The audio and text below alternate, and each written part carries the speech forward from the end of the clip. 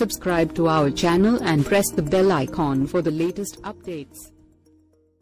Sun Risers హైదరాబాద్ను IPL ఛాంపియన్గా నిలిపిన వార్నర్ మళ్లీ జట్టులోకి వచ్చేశాడు. బాల్ ట్యాంపరింగ్కు పాల్పడిన అతడిపై క్రికెట్ ఆస్ట్రేలియా విధించిన నిషేధం ఇంకా పూర్తి కావడానికి మరికొన్ని రోజులు మిగిలి ఉన్నా అతడు ముందే ఐపీఎల్లో పునరాగమనం చేయబోతున్నాడు. నిషేధం కారణంగా నిరుడు బిసి స్మిత్ వార్నర్లను టోర్నీకి అనుమతించని సంగతి మనందరికీ తెలిసిందే. అయితే ఈసారి అలాంటి అభ్యంతరం చెప్పలేదు. మరో 4 రోజుల్లో వారికి విధించిన శిక్ష పూర్తవుతుంది.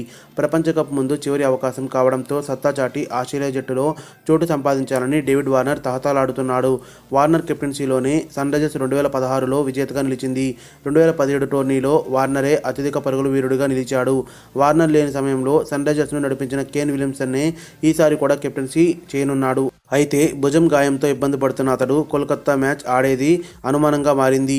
అతడి స్థానంలో వైస్ కెప్టెన్ భువనేశ్వర్ సారథ్య బాధ్యతలు చేపట్టే అవకాశం ఉంది. మరిన్ని అప్డేట్స్ కోసం మన ఛానల్ని సబ్స్క్రైబ్ చేయండి.